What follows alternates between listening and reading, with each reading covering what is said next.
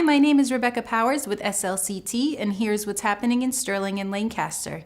The Lancaster Cultural Council is accepting online grant proposals in support of artistic projects. To submit a grant proposal, visit www.mass-culture.org. The application deadline is on October 15th. The Lancaster Historical Society will be holding a presentation on the Central Massachusetts Railroad and the Wachusett Reservoir on October 14th at 2 p.m. in the First Church of Lancaster. Starting on October 15th, Sterling-Lancaster Community Television will be airing a different spooky movie every night at 9 p.m. Tune into channel at 8 to watch or visit www.slctv.us for the schedule. Karen's Closet 5K Run Walk will be on October 28th at noon. To register or for more information, visit www.karenscloset.org. The Friends of the Sterling Seniors will be holding a pancake breakfast on October 26th from 7:30 a.m. to 9 a.m. Sterling-Lancaster Community Television will be the celebrity servers. For more information, call 978-422-3032. I'm Lex Thomas, editor of Sterling Meeting House News and roving reporter for Sterling-Lancaster Community Television. We're in Sterling today speaking with a member of the Economic Development Committee. Now, there's a lot going on in Sterling right now with economic development, and there's a forum coming up for business, and I'm very happy to have with me today Paul Cathcart, who is a member of the EDC. Welcome, Paul, and thank you so much for being here. Thank you.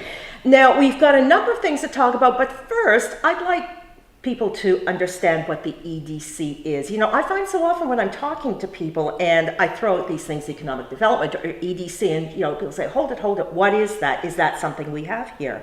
There are just so many things like that that are happening in town. What is the EDC and what are the goals of the EDC? Well, let me kind of preface that by saying that the EDC was formed, I think initially with the intent of, we understood in the town that we had to stabilize taxes and that we had lost in business over the past 10 years or 20 years or 30 years, and that the impetus should be to hold on to the businesses that we have in town right now, and then to bring in some new businesses that would be good for the community, and also businesses that would gel in and culturally would fit in with the agricultural country community that we enjoy here.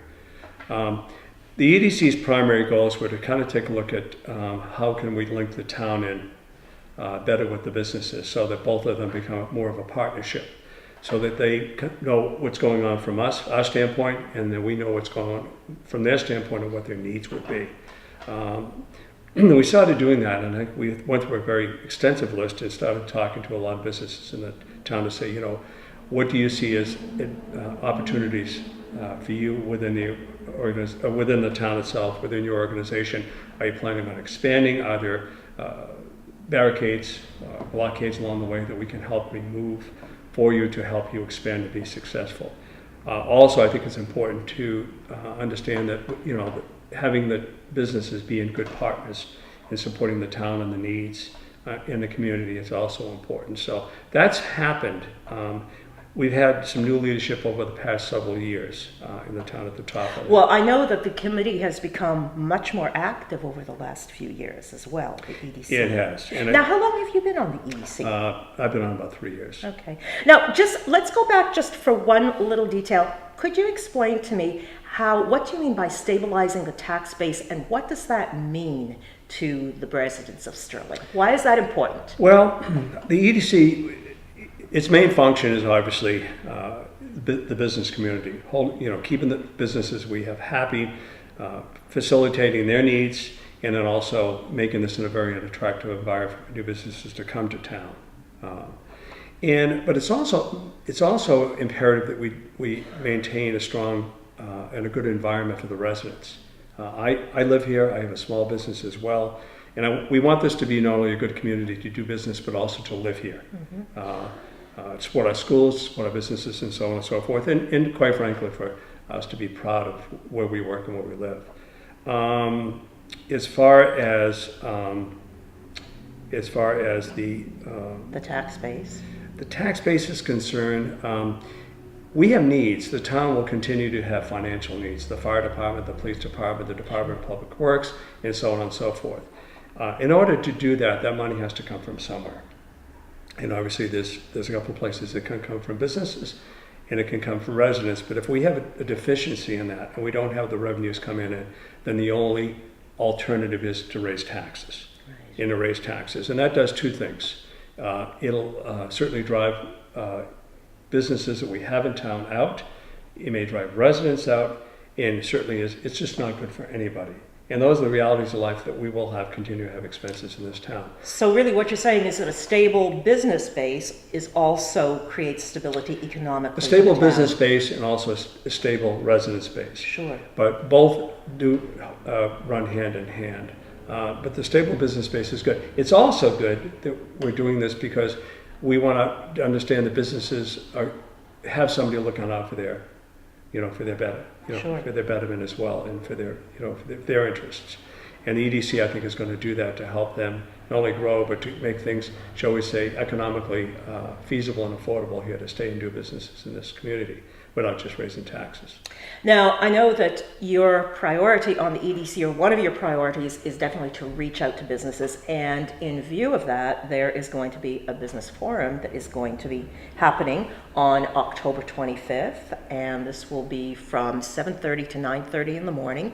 And it will be held at the Sterling National Country Club. And this involves their invitations that have actually they are just in the process of going out now to businesses in town. Tell me a little bit what the purpose of this event is. Well, I believe this is the first of its kind. Mm-hmm. And I think this will get an opportunity for, twofold. It'll get a chance for businesses to meet the leadership of the town, which I think is imperative, some of the key contacts of the town, but also give the businesses an opportunity to meet each other. Mm-hmm. There are attributes that each business has which may be able to benefit another business in town. It'll give an opportunity for businesses to talk about the things that they need.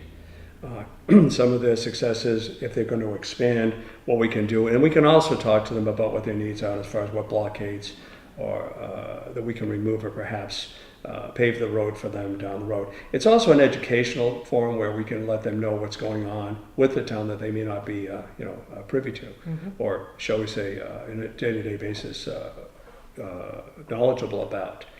For instance, our new master plan that's forthcoming, which is nearing completion, a new town planner that's coming on board.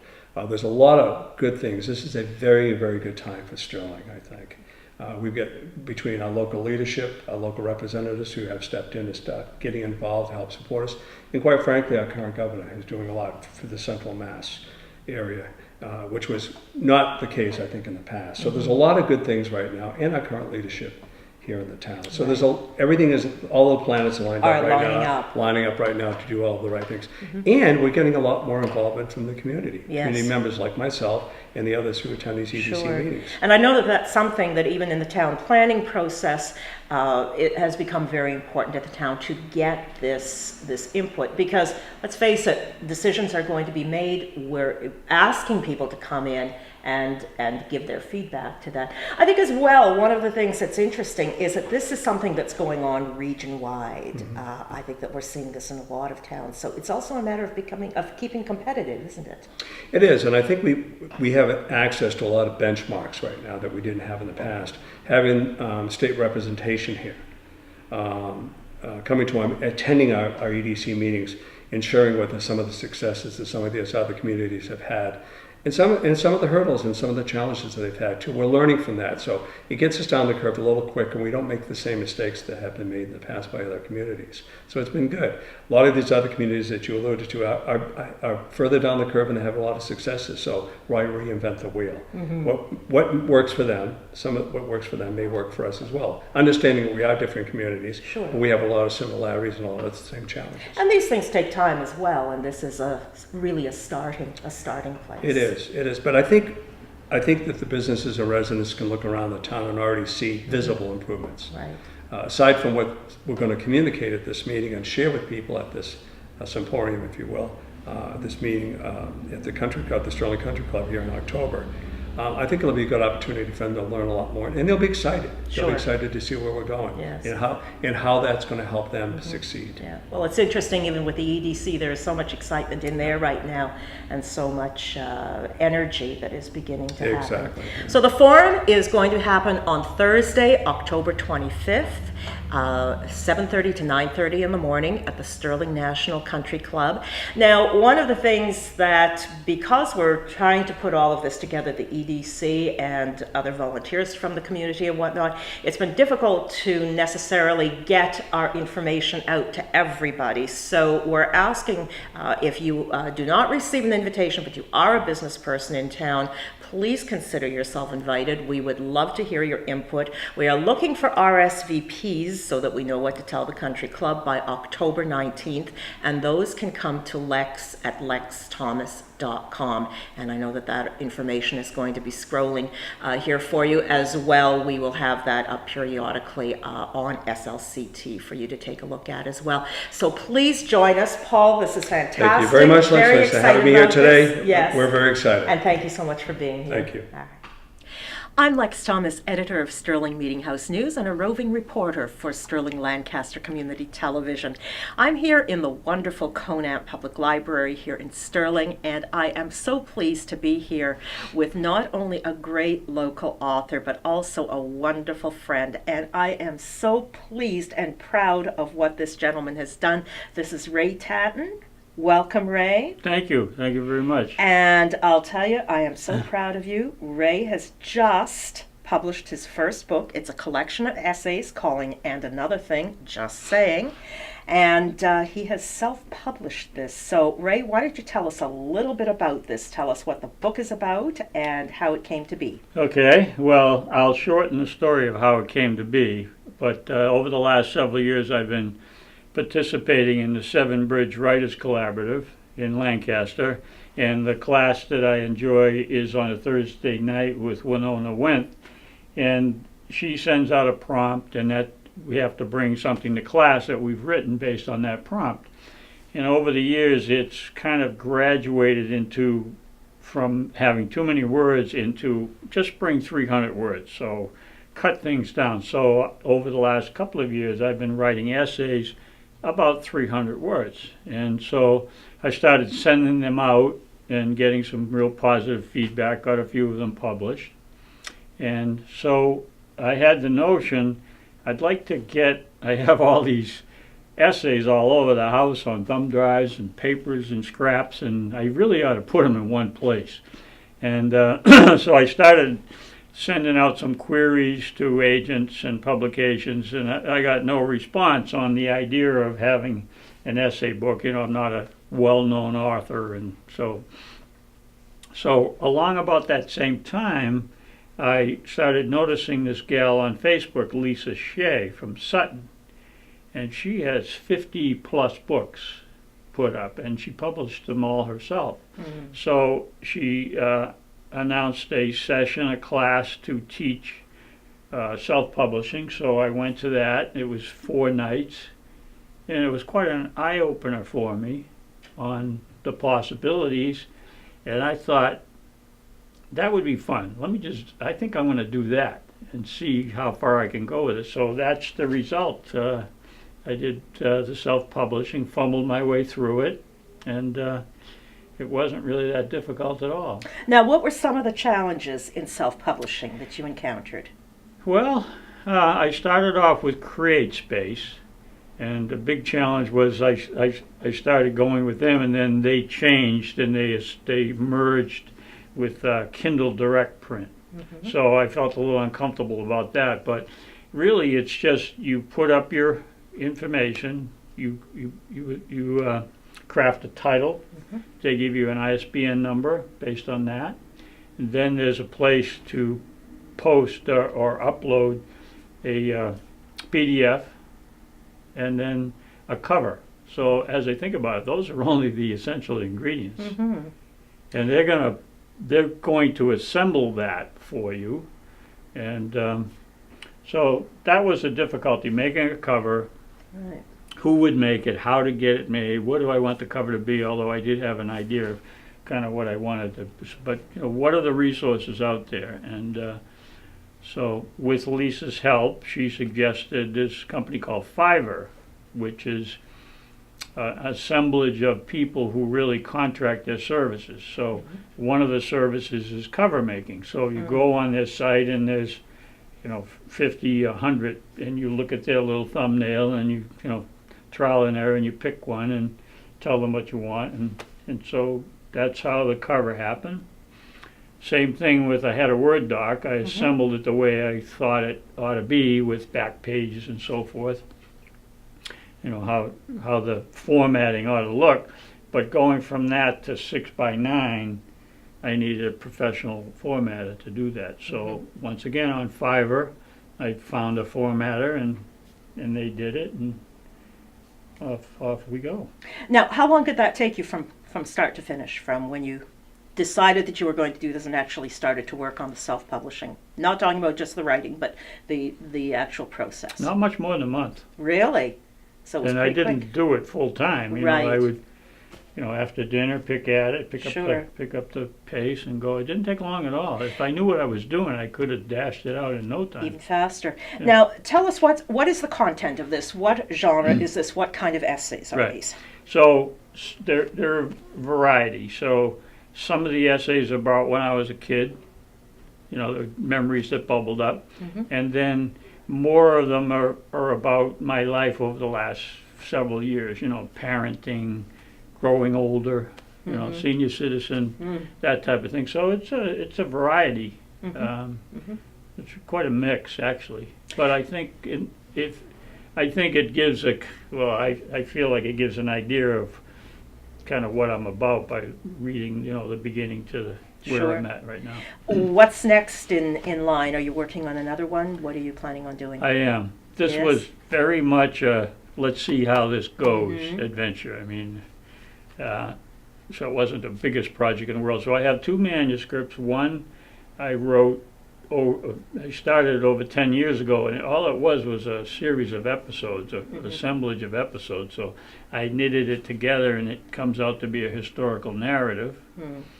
Some would call it a memoir, but it's only a year and a half, 2 years in my life. And so I have that, and I want to publish that. And then I have something more recent that I did, which was based on a story here in Lancaster of the capture of a young lad and his father and a gentleman from Marlborough, and taken to Canada by the Indians. And I thought, what could that have been like? What must have been like for a young For lad? a young man, So sure. I had this burning in kind of the back of my mind to put that on paper. So a few years ago, we had the NaNoWriMo. Right, of course. You're familiar with that. Yeah. So NaNoWriMo, for those who don't know, it's every November, and the goal is to write 50,000 words by the end of the month. I have to think about that Yeah. for a minute. And what 17 NaNoWriMo actually Yeah. is the National Novel Writing Month. Right. Yes. So I thought, geez, if I'm going to write this book, I need a little push. Maybe I'll do NaNoWriMo. That was something I wrote down, a goal, sitting in the car outside of work one morning. And that evening when I came home, I stopped at the library and Pat Campbell, the director, came out and said, "Hey, I've been meaning to ask you something. Would you mind, or would you be willing?" She was kind of, "Would you like to do a NaNoWriMo?" Oh, And I was like, Yeah. it just synergy. It just, absolutely. The stars. So I did The it. stars were lining up. I wrote the whole thing in 21 days. Interesting. And then, of course, it was just a mess. But I went back, and I've been working on it ever since. Now, you've got a reading coming up here at Conant Public Library. Tell us about that. I do. So we're inviting people to come in. I'd like to read parts of, some of the sample essays. And then I'm going to talk a little bit about, like we're doing right now, what the self-publishing. The thing that I wanted to mention, I kind of glanced over it. Lisa explained that several years ago, about 400,000 books were self-published, and Then a few years later, it was 500, 600. They're estimating this year, 2018, it'll be over 1 million books. Amazing that are So- self-published. The technology's there. Is There's there. no reason, Yes. there was a time when it was thought, well, the real published book is done by a publisher, but that's not the case anymore. No, things have really, really changed Yeah. in that industry. Your reading now, that's on October 17th, is Yes, that correct? yeah. At what time? It's a Wednesday night at 6:30. 6:30 here at the Conant Public Library here in Sterling. Yeah, looking And forward that to sounds wonderful. I look forward to being there. Ray, Thank you. congratulations, and thank you so much for being Thank with you. me. And make sure you come out to the reading. The Trinity Big Band will be playing at the Sterling Senior Center on October 16th at 12:30 p.m. For more information, call the center at 978-422-3032. Wachusett Music Series presents Cheryl Wheeler on October 20th at 7 p.m. in the Harvard UU Church. For tickets or more information, visit www.wachusettmusic.net. Discover the Birds of Costa Rica at the Thayer Memorial Library on October 16th at 6:30 p.m. Local photographer Peter Christoph will be showing photos he took while there. The Seven Bridge Writers Collaborative will be holding the lecture Writing More Than Your Book, the Business Side of Writing. This lecture will feature published author Dale Phillips on October 20th at 10:30 a.m. in the Thayer Memorial Library. I'm Rebecca Powers, and that's what's happening.